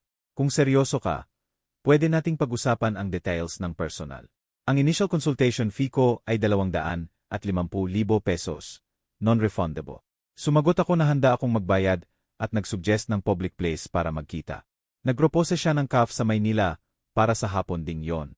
Kabaliwan, alam ko. Dapat diretso na ako sa pulisya gamit ang lahat ng meron ako. Pero kailangan kong makita siya. Kailangan kong marinig siyang magsalita. Kailangan kong kumpirmahin sa sarili kong mata kung sino ang lalaking na nakumbinsi ang asawa ko na patayin ako. Baka rin gusto kong maintindihan kung paano gumagana ang operasyon niya. Kung ilan pang tao ang nasa panganib. Maingat akong naghanda para sa pagkikita. Nakaset ang cellphone ko sa discrete audio recording. Nagpadala rin ako ng message kay Mauro na eksaktong kung saan at kailan ako magiging, na may instructions na tawagan ang pulisya kung walang balita sa loob ng 3 oras. Hindi perfect na plano, pero pinakamabuti na meron ako. Dumating ako sa CAF 30 minuto ng maaga. Naupo ako sa mesa malapit sa bintana na may magandang visibility. Nag-order ako ng kape na hindi ko ininom at naghintay. 3:00 eksakto, pumasok si Ivan Santos. Eksakto siyang kamukha ng photo niya, polished, professional, confident. Naghanap siya sa paligid hanggang magkatinginan kami. Sinabi ko na magdadala ako ng specific magazine para ma-identify. Lumapit siya ng may friendly smile at inabot ang kamay. Nice to meet you. Hinawakan ko ang kamay na yon na may pagkasuklam. Ang kamay na to ang gumawa ng lason na dapat pumatay sa akin. Likewise, sagot ko ng neutral ang boses. Naupo kami at diretso siya sa punto. Anong klaseng problema ang kailangan mong isolve? Lumapit ako at binaba ang boses. Yung parehong klaseng problema na nasolve mo kamakailan para sa kliyente na nagngangalang Isabel. Biglang nawala ang ngiti ni Ivan. Tumigas ang mata niya at saglit kong nakita ang mapanganib na bagay sa ilalim ng polished facade. Hindi ko alam ang sinasabi mo, sabi niya ng mahina. Mukhang may pagkakamali. Inilabas ko ang cellphone at ipinakita ang isa sa screenshots ng emails nila. Nakita ko na nawala ang kulay sa mukha niya. Sino ka talaga? Ako si Jomar, sagot ko habang pinapanood ang reaksyon niya. Ang asawa ni Isabel, ang lalaking dapat patay na ngayon dahil sa quote na may lason na ginawa mo. Tumalikod si Ivan sa upuan na parang sinuntok. Mabilis ang galaw ng mata niya. Naghahanap ng exit, nagkalkula ng options. Ito ay bitag, sabi niya sa wakas. Nagre-record ka nito, di ba? Hindi ko tinanggihan. Walang saysay. Pakinggan mo ako ng mabuti. Patuloy ko ng kalmado ang boses, kahit ang puso ko ay tumatalon. May quote ako. Pinagsuri ko sa forensic chemist at nakita eksakto ang inilagay mo roon. Dimethyl sulfoxide na may modified organophosphate. May emails ako nina ikaw at Isabel. May records ako ng bank transfers na ginawa niya sa iyo. May sapat na ebidensya para ma-lock kayo pareho dahil sa premeditated attempted murder. Tahimik si Ivan, halatang nag-isip ng mabilis. Sa wakas nagsalita siya ng controlled na boses. Kung may lahat kanyan, bakit ka nandito nakikipag-usap sa akin sa halip na nasa pulisya? Mabuting tanong, dahil gusto ko malaman kung bakit, sagot ko. Gusto kong maintindihan kung paano ang isang talented chemist ay nagtatapos sa paggawa ng lason para patayin ang mga asawang abala. Gusto kong malaman kung ilang beses mo na to ginawa dati. May isang bagay sa tono ko na mukhang nakumbinsi siya na totoo ako. Kaya bahagyang lumuwag siya. Hindi pa dati, sabi niya. Si Isabel ang una at huli, obvious na. Hindi ako naniniwala ng buo, pero pinayagan ko siyang magpatuloy. Nagkakilala kami 1 taon na ang nakalipas sa isang conference. Nandoon siya para sa work. Ako nag-present tungkol sa industrial applications ng chemical compounds. Nag-connect kami, nagsimulang magkita. Sa una, adventure lang. Kailan naging plano ng pagpatay? Tanong ko. Tumingin si Ivan sa bintana na parang naghahanap ng tamang salita. Nagsimula siyang magkwento tungkol sa iyo. Kung gaano kabore ang buhay niya, kung gaano siya nakatrap. Binanggit niya ang malaking life insurance ninyo. Nagbiro ako ng kalahating seryoso tungkol sa kung gaano mas madali ang maging biyudo kaysa mag-divorce. Hindi ko inakalang seryoso niya. Pero seryoso niya, sabi ko. Tumango siya ng dahan-dahan. Nagsimulang pilitin niya ako. Sabi niya kung talagang mahal ko siya, makakahanap ako ng paraan para magkasama kami nang hindi nawawala ang lahat sa divorce. Nag-research siya tungkol sa contact poisons. Ipinakita sa akin ang articles. Nagsimulang magkaroon ng hugis ang ideya at ako. Patawarin nawa ako ng Diyos, hindi ko siya pinigilan. Sa halip, nagsimulang isipin ko kung paano gagana. Bakit? Tanong ko ng totoo ang pagkalito. May career ka, may valuable knowledge. Bakit isusugal mo lahat para sa insurance money? Mapait na tumawa si Ivan. Career. Natapos ang career ko nang matanggal ako sa pharmaceutical company. May utang ako na lampas 0 milyon pesos. Wala nang reputasyon sa industry. Si Isabel ang nagbigay ng way out. Kukunin niya ang insurance money. Makukuha ko ang kalahati. Magsisimula ulit kami sa ibang bansa. Kaya pera lang pala to. Sabi ko na may galit at paghama. Papatayin mo ako para sa 5 milyon pesos. Tinitigan niya ako sa unang beses. Hindi lang pera. Nangako si Isabel na magkasama kami, na magbuo ng buhay. In love ako sa kanya. Alam kong pathetic na marinig mula sa taong kakumpisal lang na pinlano ang pagpatay sa iyo. Pero totoo yon. Mahal ka ba niya? Tanong ko. Parang nasaktan siya sa tanong. Sa tingin ko, o naisip ko, ngayon hindi na ako sigurado sa kahit ano. Tahimik kami saglit. Sa paligid namin, nag-uusap ang mga tao sa CAF. Tumatawa, nabubuhay ng normal nang walang kaalam-alam sa usapan namin. Paano eksaktong gumana ang plano? Tanong ko. Gusto kong malaman ang lahat ng detalye. Nagdalawang isip si Ivan, pero nagsalita rin. Ang compound na sinindesize ko ay idinisenyo para dahan-dahang masipsip sa balat. Kapag nasa bloodstream na, nakikialam sa transmission ng nerve signals. Ang unang sintomas ay mukhang cardiac event. Sakit sa dibdib, hirap huminga, panghihina. Pag nag-imbestiga ang doktor ng totoo, huli na. At kahit makita nila ang compound sa system mo, napakabihirang kaya malamang i-attribute nila sa accidental environmental exposure. At ang quote, dagdag ko, inilagay ko ang compound sa loob, specifically sa mga lugar na may pinakamaraming kontak sa balat, lig, pulso, loob ng braso. Gumamit ako ng microencapsulation technique para dahan-dahang mailabas ang compound sa init ng katawan at galaw. Binigay sa akin ni Isabel ang eksaktong sukat ng quote na kailangan mo. Kinuha ko yon sa kontak ko sa Europe. Tinriyat ko sa sarili kong lab. At ibinigay sa kanya sa huling biyahe niya. Nakakatakot ang meticulousness ng plano. Laging may guwantes ka. Tanong ko na naalala ang email. Siyempre, lethal ang compound, kahit sa maliit na halaga. Kaya ganun kalala ang reaksyon ng kapatid ni Isabel. Kahit maikling exposure ay nagdulot ng significant damage. Kung isinuot mo ng maraming oras tulad ng plano ni Isabel, malaking dosis ang maaabsorb mo. Halos mamatay si Oscar. Sabi ko ng matigas ang boses. Dahil sa inyo. Nasa ospital siya dahil gusto niyang subukan ang quote na may lason na ginawa ninyo para sa akin. Namutla si Ivan. Hindi namin alam na may iba pang hahawak nito. Wala yon sa plano. Mahina ang depensa niya at alam niya. Bihirang perpekto ang plano ng pagpatay. Sagot ko ng may sarkasmo. Inilabas ko ang cellphone at pinatay ang recording. Tinitigan ako ni Ivan ng nerbiyos. Ano ang gagawin mo ngayon? Pinag-isipan ko ang tanong. May options ako. Pwede kong diretso sa pulisya gamit ang lahat ng ebidensya na nakolekta ko plus ang recorded confession na to. Maaresto sina Isabel at Ivan, maproseso, malamang makonvict. Malinaw at simple na hustisya. Pero may isa pang option na magbibigay sa akin ng higit na kontrol. Bibigyan kita ng isang pagkakataon. Sabi ko sa wakas, isang beses lang. Isusulat mo ang complete confession ng lahat. Paano kayo nagkakilala ni Isabel? Paano ninyo pinlano ang pagpatay? Lahat ng technical details ng lason, ang money transfers, lahat. Pipirmahan mo at ipapanotarize, ibibigay mo sa akin ang confession na yon kasama ng anumang physical evidence mo, lab notes, communications kay Isabel, receipts na materials na binili mo, at kapalit nito, tanong niya ng maingat. Kapalit, bibigyan kita ng 24 oras para mawala bago ako pumunta sa pulisya. Sapat na oras para makalabas ng bansa kung matalino ka.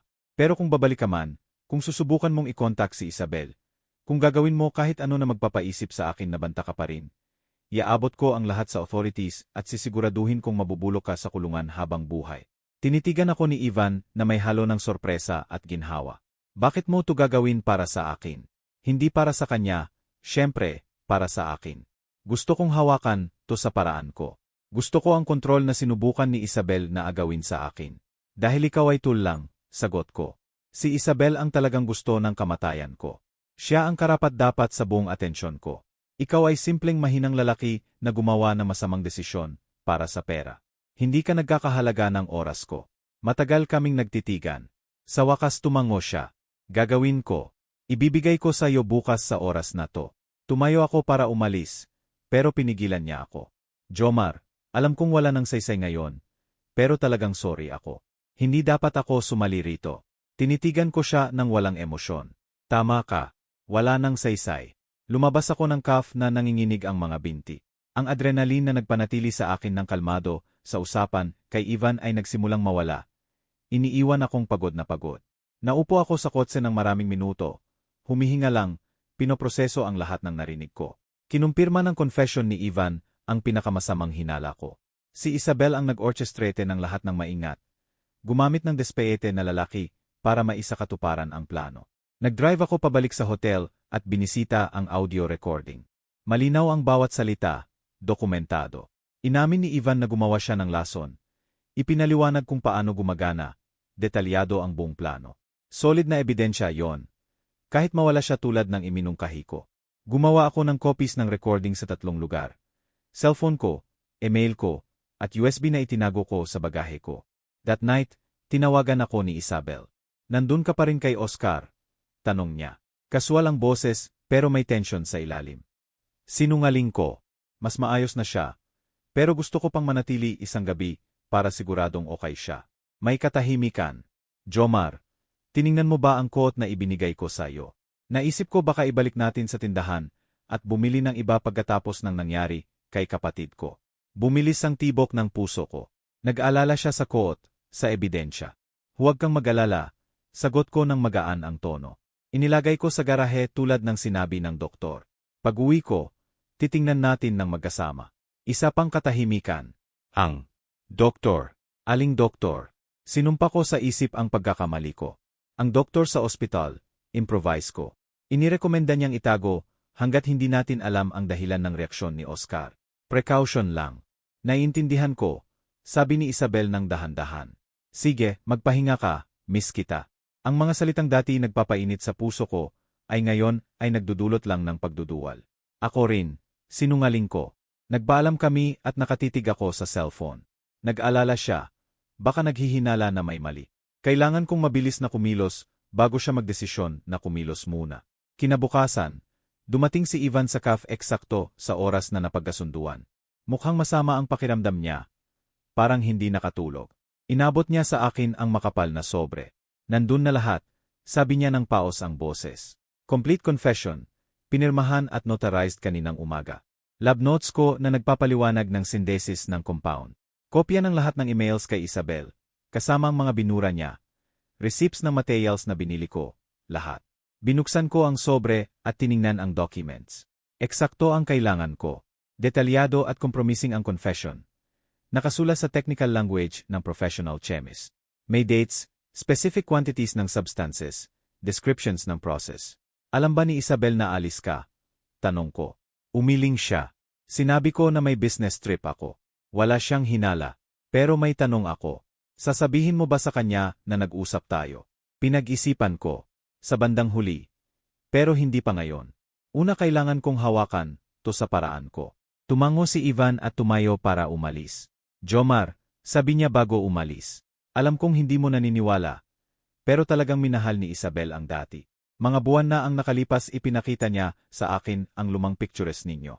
Kinuwento niya ang mga kwento noong bagong kasal kayo.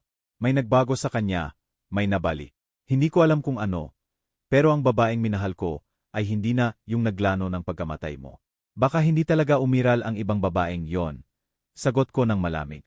Baka pag-arte lang lahat. Umalis si Ivan nang walang iba pang sinabi. Pinanood ko siyang maglakad sa kalye hanggang mawala sa karamihan. Malamang hindi ko na siya muling makikita. Bahagi ng akin ay nagtataka kung talagang alis siya o bumibili lang ng oras. Walang saysay. Meron na ako ang kailangan ko. Ngayon darating ang pinakamahirap. Harapin si Isabel. Pero bago yon, Kailangan kong siguraduhin na protektado ang lahat ng ebidensya at nasa tamang kamay. Tinawagan ko si Mauro at hiniling na magkita kami. Ipinakita ko ang confession ni Ivan at ang iba pang documents. Nanlaki ang mata niya habang binabasa. Pure gold to sa terms ng ebidensya, sabi niya. Kasama ang analisis ng court, airtight na ang kaso. Itago mo lahat sa lab mo, pakiusap ko. Kailangan kong ligtas hanggat hindi ako handa pumunta sa pulisya. Nagkunot ang noo ni Mauro. Gaano katagal ka maghihintay? Bawat araw na lumilipas ay risk. Kung may hinala si Isabel, baka tumakas o sirain ang ebidensya. Tama siya, pero kailangan kong gawin to ng tama. 1 o 2 araw pa, pangako ko. Kailangan ko lang tapusin ang ilang loose ends. That afternoon, sa wakas umuwi ako. Nasa sala si Isabel na nagtatrabaho sa laptop. Pagkakita sa akin, lumiwanag ang mukha niya sa ngiti na mukhang totoo. Jomar, buti bumalik ka. Namiss kita. Tumayo siya at niyakap ako. Mekanikal kong niyakap pabalik. Nararamdaman ang complete disconnect sa pagitan ng mga salita niya at ng tunay niyang intensyon. Ang babaeng yumakap sa akin ay naglano ng kamatayan ko. Nagbayad para lasonan ako. Binilang ang araw hanggang sa libing ko. Kumusta si Oscar? Tanong niya habang naupo kami. Mas maayos na, sagot ko. Halos fully recovered na. Tumango siya na mukhang may ginhawa. Nakakatakot ang ginawa ng kapatid ko.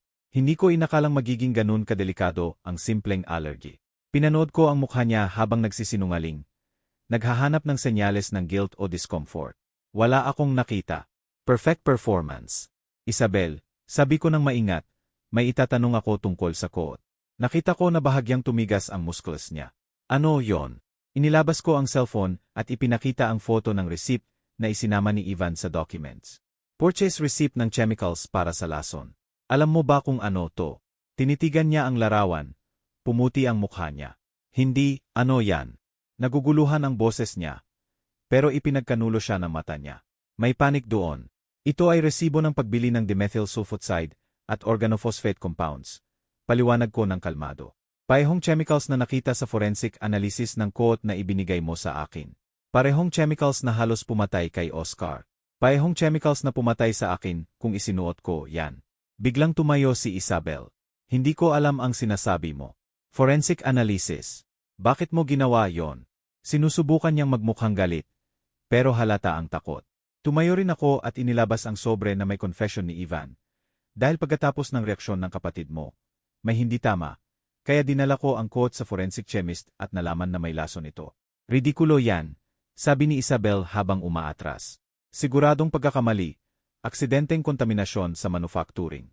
Umiling ako, hindi aksidente, sadya to. At may complete confession ako mula kay Ivan Santos na nagpapaliwanag eksakto kung paano niya ginawa, bakit niya ginawa, at sino ang humingi nito. Inilabas ko ang confession mula sa sobre at ipinakita. Gusto mo bang basahin? Napakadetalyado. Nawala ng tuluyan ang kulay sa mukha niya. Sinubukan niyang agawin ang papeles, pero inilayo ko. Paano mo nakuha yan? Bulong niya. Nagkita kami ni Ivan kahapon, sagot ko. May napaka-interesant na usapan kami tungkol sa contact poisons, life insurance, at murder plans. Sinabi niya sa akin lahat, Isabel. Lahat. Bumagsak siya sa sofa na nanginginig. Jomar, pwede ko bang ipaliwanag? Simulan niya ng basag ang boses. Hindi yon ang iniisip mo. Tumawa ako ng walang humor. Hindi yon ang iniisip ko. Sa tingin ko pinlano mo akong patayin gamit ang quote na may lason para makolekta ang insurance money at makatakas kasama ang lover mo. Mali ba ako sa kahit ano? Nagsimulang umiyak siya. Totoong luha ang tumutulo sa pisngi niya.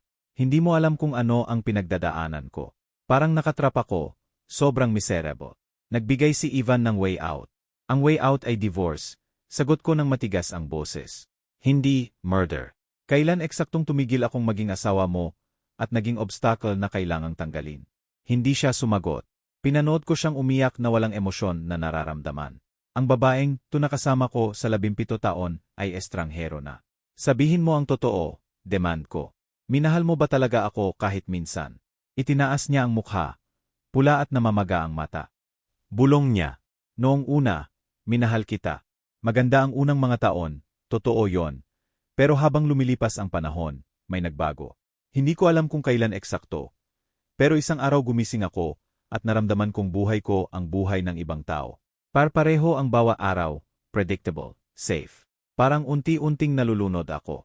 Mas masakit sa akin ang mga salita kaysa inaasahan at ang solusyon ay patayin ako. Tanong ko ng basag ang boses. Hindi patayin para makalaya ako. Umiling siya ng malakas. Hindi ganun nagsimula.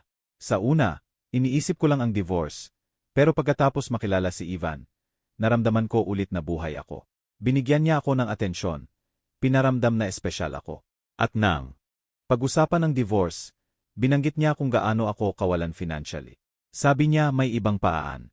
Kaya nagdesisyon kang mas mababa ang buhay ko kaysa sa financial comfort mo. Konklusyon ko, tinakpan ni Isabel ang mukha ng mga kamay. Hindi ganun kasimple. Napaka-convincing ni Ivan.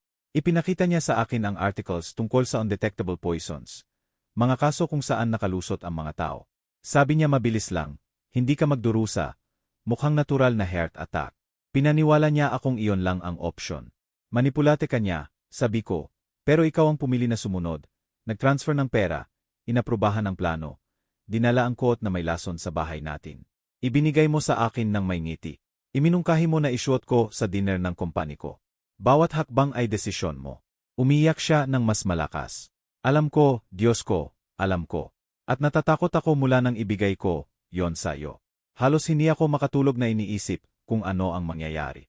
Kung ganun, bakit hindi mo pinigilan? Demand ko. Bakit hindi mo sinabi ang totoo? Bakit hindi mo nalang itinapon ang maldita quote at tinapos to? Tinitigan ako ni Isabel ng desperado dahil natakot ako. Takot kay Ivan, sa alam niya, sa magagawa niya. May lahas siyang ebidensya ng involvement ko. Pwede niya akong ibagsak anumang oras at natakot akong mawala ka sa ibang paraan. Nagalit ka sa akin. Naharapin ang consequences. Takot kay Ivan. Paulit-ulit ko nang hindi makapaniwala. Isabel, ikaw ang nagsimula nito. Ikaw ang naghanap ng paraan para patayin ako. Si Ivan ay paraan lang. Tumango siya ng miserable. Tama ka. Hindi ko masisisi siya lang. Ako yon. Ako ang gumawa ng mga desisyon. Ako ang tumawid sa bawat linya at ngayon babayaran ko. Diba? Pupunta ka ba sa pulisya? Hindi tanong yon. Naupo ako sa harap niya. Pinag-aralan ang mukha niya. Bahagi ng akin ay gusto ng satisfaction na makita siyang ganito. Basag at takot. Pero puro emptiness lang ang nararamdaman ko. Dapat, sabi ko sa wakas, dapat kitang isurrender kasama ng lahat ng ebidensya at makita kang makulong dahil sa attempted murder. Hustisya yon. Tama yon. Tumango siya. Tinatanggap ang kapalaran. Naiintindihan ko. Deserve ko ang lahat ng darating. Pero bago ko gawin yon, dagdag ko. Kailangan kong malaman ang ilang bagay. Una, ang life insurance. Magkano? Nagdalawang isip si Isabel bago sumagot. 15 milyon pesos. Inupdate ko, yon 3 buwan na ang nakalipas nang hindi sinasabi sa'yo. Pinalsipi kong pirma mo sa documents. Isa pang trahisyon. Isa pang kasinungalingan. At ang plano ay hatiin ang pera kay Ivan. Tumango siya. 50 tandang bawas 50. Makukuha niya ang parte niya. Ako ang sa akin. At aalis kami ng bansa ng magkasama. Saan? Tanong ko sa morbid curiosity. Costa Rica. Sagot niya ng mahina. May contacts si Ivan doon. Magsisimula ulit kami ng may bagong identities. Kahanga-hanga ang elaboration ng plano sa kasamaan nito. Pangalawang tanong. May iba pa bang involved? May iba bang nakakaalam sa plano ninyo? Umiling siya ng malakas. Kami lang dalawa. Iginiit ni Ivan na panatilihing sekret na sekret. Kahit ang contacts niya, ay hindi alam kung ano ang gagawin ng chemicals. Pangatlong tanong. Sabi ko habang tinitingnan siya diretso. Kung hindi mo na sumubok si Oscar ng quote, kung ako ang nagsuot at nagsimula magkasakit, hahayaan mo ba akong mamatay o amin ka at tatawag ng ambulansya? Ito ang tanong na pinakanatakot ako. Ipinikit ni Isabel ang mata. Bagong luha ang tumutulo. Matagal siyang hindi sumagot. Hindi ko alam. Inamin niya sa wakas ng basag ang boses. Talagang hindi ko alam. Gusto kong maniwala na gagawin ko ang tama. Naamin ako at maghahanap ng tulong. Pero ang totoo, hindi ko alam kung ano ang gagawin ko sa mismong sandali at yon ang pinakanakatatakot sa akin kaysa kahit ano. Brutal ang honesty niya. Kahit hindi excuse, kahit hindi justification, pero kahit papaano totoo. Tumayo ako at lumakad sa bintana. Tinitingnan ang labas ng walang talagang nakikita. Umalis na si Ivan. Sabi ko nang hindi tumitingin sa kanya. Binigyan ko ng 24 oras para mawala kapalit ng complete confession. Malamang wala na siya sa bansa. Narinig ko na biglang huminga ng malalim si Isabel. Bakit mo yon ginawa? Pwede mo na siyang ipaaresto. Humarap ako sa kanya dahil hindi siya importante. Mahinang lalaki na gumawa ng masama para sa pera at libog. Ikaw ang talagang mahalaga rito. Ano ang gagawin mo sa akin? Tanong niya nang nanginginig ang boses. Ito ang million-peso question. May lahat ako ng ebidensya para sirain ang buhay niya. Ang confession ni Ivan, ang forensic analysis ng quote, ang emails, ang bank transfers, ang recording ng usapan natin ngayon. Pwede kong isurrender sa pulisya at makita siyang maproseso dahil sa premeditated attempted murder. Mga taon, baka dekada sa kulungan. Narito ang mangyayari, sabi ko sa wakas. Bukas, pupunta ka sa abogado at magpapagawa ng divorce agreement. Ibibigay mo sa akin ang lahat. Ang bahay, ang savings, ang investments, lahat. Isusulat mo rin ang complete confession ng involvement mo sa murder plan. Ang confession na yon, kasama ng lahat ng ibang ebidensya, itatago ko sa safe place. Kung susubukan mo man akong i-contact, lumapit sa akin, o gumawa ng kahit ano na maramdaman kong banta, diretso lahat sa pulisya. Tinitigan ako ni Isabel na may halo ng shock at ginhawa. Hindi mo ako isusurrender. Halos bulong lang ang boses niya. Hindi agad, sagot ko. Pero mabubuhay ka habang buhay na alam mong anumang oras pwede kong baguhin ang isip ko. Bawat araw gigising ka na nagtataka kung ngayon na ba ang araw na magdedesisyon ako na tama na. Yan ang magiging kulungan mo, Isabel, hindi yari sa rehas at selda, kundi sa patuloy na takot at pagsisisi. Higit pa yan sa deserve ko. Sabi niya nang walang buhay ang boses. Tama siya, malamang ganun nga. Pero hindi ko ginagawa to dahil sa awa. Ginagawa ko para sa kontrol. Inagaw ni Isabel ang kontrol sa buhay ko sa pamamagitan ng pagplano ng kamatayan ko. Ngayon ako ang may kontrol sa kapalaran niya. Pwede siyang mabuhay, pero sa terms ko lang, sa katiyakan na ang kalayaan niya ay nakadepende ng buo sa kalooban ko. May hanggang weekend ka para ipak ang mga gamit mo at maghanap ng ibang matitirhan. Pagbalik ko sa trabaho sa Lunes, ayaw kong makita ka rito. Iwan mo ang case mo, access card, kahit anong konektado sa bahay na to. Isabel, kung makita o marinig ko man ang balita mo sa labas ng legal divorce proceedings, hindi ako magdadalawang isip na pumunta sa pulisya. Tumango siya, naiintindihan na walang space para mag-negotiate. Naglakad ako patungo sa pinto para lumabas. Kailangan ko ng hangin, espasyo, distansya mula sa babaeng ito na minsan ay minahal ko. Jomar, tawag niya nang nasa doorknob na ang kamay ko. Huminto ako pero hindi humarap. Sorry ako. Alam kong wala ng saysay ngayon. Alam kong hindi binabago ang ginawa ko. Pero talagang sorry ako. Sinira ko ang lahat. Sinaktan ang tanging taong laging nandyan para sa akin at kailangan kong mabuhay kasama niyan habang buhay. Sagot ko nang walang emosyon. Mabubuhay ka nga kasama niyan. Lumabas ako ng bahay nang hindi lumilingon. Sa hotel ulit ako natulog that night. Hindi ko kayang manatili sa parehong bahay, kay Isabel alam ang lahat ng alam ko. Naupo ako sa kama na nakatitig sa kisame. Pinoproseso ang mga pangyayari sa mga nakaraang araw. 1 linggo na ang nakalipas, normal, predictable, safe ang buhay ko. Ngayon sumabog lahat. Inihayag ang mga katotohanan na hindi ko inakalang haharapin. Sinusubukan akong patayin ng asawa ko. Parang surreal pa rin ang mga salitang yon sa isip ko. Kinabukasan, sinunod ni Isabel ang lahat ng hiniling ko. Kinausap ako ng abogado niya na may prepared na divorce papers. Ibinigay niya ang lahat ng walang laban, walang negotiasyon. Natanggap ko rin ang written confession niya. Detalyado at pinirmahan. Inaamin ang buong involvement sa murder plan. Itinago ko kasama ng lahat ng ibang ebidensya sa safety deposit box sa bangko. Insurance ko laban sa anumang future move niya. Biyernes ng hapon, habang nasa trabaho ako, may message ako mula kay Isabel. Nakapak na ang mga gamit ko. Alis ako ngayong gabi. Nasa kitchen table ang case. Hindi ka na makakarinig sa akin maliban kung talagang kailangan para sa divorce. Mag-ingat ka, Jomar. Yon lang. 17 taon ng kasal na nabawasan sa malamig at maikling text message. Binarang ko ang message nang walang reply. That night, binisita ko si Oscar sa bahay niya. Fully recovered na siya mula sa reaksyon sa quote. Kahit may ilang discolored spots pa sa balat na sinabi ng doktor na mawawala rin. Mas maganda na ang hitsura mo. Sabi ko pagbukas niya ng pinto, ngumingiti siya. Mas maganda na ang pakiramdam ko. Kahit hindi ko pa rin eksaktong naiintindihan kung ano ang nangyari sa akin. Sabi ng doktor, malubhang allergic reaction. Pero hindi nila eksaktong natukoy kung saan. Naupo kami sa sala niya. Kailangan kong magdesisyon kung gaano karami ang ikukuwento. Sa wakas, Pinili ko ang edited version ng totoo. May kontaminasyon ng industrial chemicals ang quote, sabi ko. Malamang sa manufacturing o shipping process. Puro malas na naapektuhan ka ng ganun kalala. Pinagsuri ko ang quote at nakumpirma na may substances na hindi dapat naroroon. Hindi buong kasinungalingan. Inomit ko lang ang attempted murder part. Umiling si Oscar ng gulat. Grabe. Pwede kang ikaw ang unang sumubok niyan. Mabigat ang bigat ng mga salita niya. Alam ko, sagot ko. Swerte talaga na gusto mong subukan muna. Tumawa siya nang hindi alam kung gaano literal ang sinabi ko. Sa susunod na magdala si Isabel ng mamahaling damit mula sa biyahe niya, mas mabuti i-test muna. Ngumiti ako ng walang humor. Wala nang susunod na beses. Naghihiwalay na kami ni Isabel. Tunay ang gulat sa mukha niya. Ano? Bakit? Akala ko okay kayo. Hindi ko alam kung saan magsisimula nang hindi nagre-reveal ng sobra. Hindi gaya ng mukha, sabi ko lang. May mga bagay akong natuklasan tungkol sa kanya. Sa relasyon natin na hindi ko kayang patawarin. Mas mabuti na ganito. Inilagay ni Oscar ang kamay sa balikat ko nang may empatiya. Sorry, Jomar.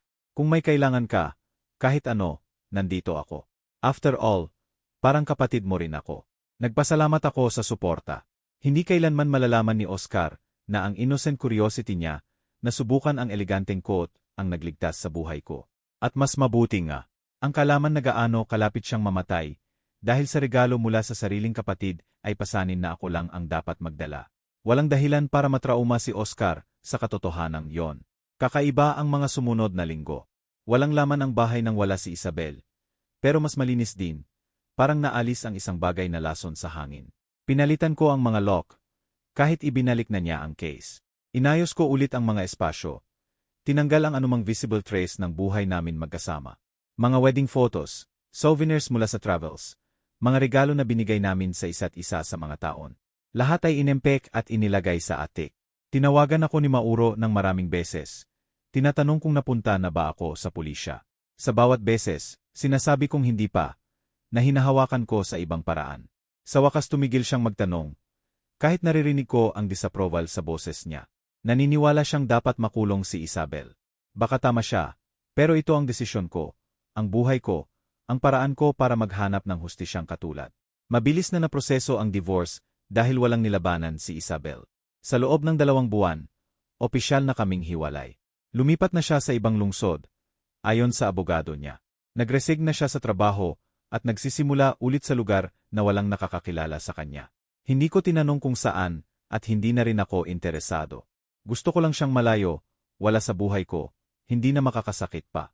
Hindi ko na alam kung ano ang nangyari kay Ivan Santos. Pagkatapos ng pagkikita namin, nawala siya ng tuluyan. Paminsan-minsang nagsisearch ako ng pangalan niya sa internet. Pero wala akong nahanap. Malamang nasa bansa na walang extradition treaty. Nabubuhay sa ibang pangalan. Baka nagsisisi o hindi. Ang ilang lalaki ay hindi talaga natututo. Habang lumilipas ang panahon, nagsimulang buuin ulit ang buhay ko. Mulay akong makipag-ugnayan sa mga kaibigang napabayaan ko noong kasal pa kami. Nag-enroll ako sa photography class na matagal ko nang gustong subukan. Nag-travel ako mag-isa sa mga lugar na lagi kong gustong puntahan, pero walang interes si Isabel. Dahan-dahan, masakit man, nagsimulang matuklasan kung sino si Jomar sa labas ng pagiging asawa ni Isabel. Nakatulong ang therapy. Ang therapist ko, isang matalinong babae na nagngangalang Daniela, tinulungan akong iproseso ang trahisyon nang hindi ako kainin nito. Ang ginawa niya ay nagsasabi ng lahat tungkol sa kanya at wala tungkol sa iyo. Paalala niya sa akin palagi. Hindi ikaw ang dahilan nito. Hindi mo deserve to. At may karapatan kang maghilom sa sarili mong bilis at sa sarili mong paraan. Mga salitang lifesaver sa mga madilim na araw. 6 na buwan pagkatapos ng insidente, dumating ang sulat mula kay Isabel. Sa pamamagitan ng abogado niya, walang return address. Binuksan ko nang nanginginig ang kamay. Hindi sigurado kung ano ang asahan. Maikli ito, Jomar. Hindi ko inaasahan o hinahanap ang pagpapatawad mo. Gusto ko lang malaman mo na ang taong naglano, nasaktan ka, ay wala na. Sa mga buwan na ito, nagpa-deep therapy ako. Hinaharap ang mga demonyo na nagdala sa akin sa mga desisyong yon. Naiintindihan ko na ngayon na lubhang sira ako. Naghahanap ng madaling solusyon sa komplikadong problema. Walang excuse sa ginawa ko. Nabubuhay ako araw-araw na may bigat ng guilt na yon. Pero nabubuhay din ako araw-araw na nagpapasalamat na hindi ko natuloy. Na nailigtas ka ni Oscar nang hindi niya alam. Sana makahanap ka ng kaligayahan, Jomar. Deserve mo yon higit sa kahit sino. Isabel. Binasa ko ang sulat ng 3 beses bago itago. Hindi ako sumagot. Walang masasabi. Para sa kanya ang mga salita na yon, hindi para sa akin. Bahagi ng healing process niya. Pagsisikap na makipag-ayos sa ginawa niya. Wala na ako sa equation na yon, hindi na asawa, hindi na biktima, hindi na hukom. Simpleng lalaki na nakaligtas sa kakilakilabot at pumipili na magpatuloy. 1 taon pagkatapos ng insidente, sa maaraw na araw ng tagsibol, naglilinis ako sa atik na makita ko ang box na may wedding photos. Naupo ako sa malikabok na sahig at tiningnan isa-isa. Si Isabel ng bata at masigla sa ivory wedding dress. Ako sa itim na suit na akala ko ay sopistikado. Pareho kaming nakangiti, puno ng pag-asa at pangako ng future magkasama. 2 tao na walang kaalam-alam kung paano matatapos ang kwento nila. Umiyak ako sa unang beses mula nang mangyari lahat. Hindi para kay Isabel o sa ginawa niya sa akin. Umiyak ako para sa 2 taong yon sa photos na talagang naniniwala sa pag-ibig nila. Na talagang akala nila magtatagal magpakailanman. Umiyak ako para sa pagkawala ng innocence na yon, ng tiwala na yon, ng pananampalataya na ang mga minamahal mo ay hindi sadyang saktan ka. Pagkatapos umiyak, ibinalik ko ang photos sa box at sinelyohan. Oras na bitawan na. Ngayon, 2 taon pagkatapos, iba na ang buhay ko. Pero mas mabuti sa paraang hindi ko inakalang posible. May kapayapaan ako, may kontrol sa sariling kapalaran, at may isang bagay na halos mawala sa akin. Buhay. Bawat umaga, nagigising akong nagpapasalamat na buhay ako, na nakaeskepe sa kapalarang maingat na pinlano para sa akin. Regular na nagkikita kami ni Oscar. Pinagbuklod ng bond na hindi niya kailanman buong maiintindihan. Nakalock pa rin sa safety deposit box ko ang ebidensya ng attempted murder. Paminsan-minsan nagtatanong ako sa sarili kung dapat ko bang isurrender sa authorities, kung dapat bang harapin ni Isabel ang legal consequences sa sinubukan niyang gawin. Pero pagkatapos na alala ko na nabubuhay na siya sa sariling parusa, nagigising araw-araw na alam na nakadepende ang kalayaan niya sa katahimikan ko, na anumang oras pwede kong baguhin ang isip. Yan ang kulungang walang hukom ang maaring utusan. Kung may natutunan ako sa lahat ng ito, yun ay hindi talaga natin lubos na kilala ang ibang tao. Pwede tayong mag-share ng mga taon, dekada, buong buhay sa isang tao at matuklasan pa rin na may lalim na hindi natin nakita. Pero natutunan ko rin na mabuhay pagkatapos ng ganitong trahisyon. Kahit gaano kasakit, possible, hindi madali, hindi mabilis, pero possible. At sa kabilang dulo ay may bersyon ng sarili mo na mas malakas, mas matalino, mas maingat, pero mas buhay kaysa dati. At tungkol sa quote na halos nagastos ang buhay ko, hindi ko na muling nakita pagkatapos kong ibigay kay Mauro. Nakasil pa rin sa kung saan sa lab niya. Ebidensya ng krimen na technically ay hindi nangyari. Paminsan-minsan nagtatanong ako kung ano ang mangyayari kung may makakita nito sa future ng walang konteksto, walang alam sa kwento. Quote lang na kulay gray, elegante, mukhang walang masama. Walang mag-aakala ng mortal na intensyon na natahi sa loob nito. Pero ako, laging alam ko ang totoo. At ang katotohanang yon ang nagpalaya sa akin.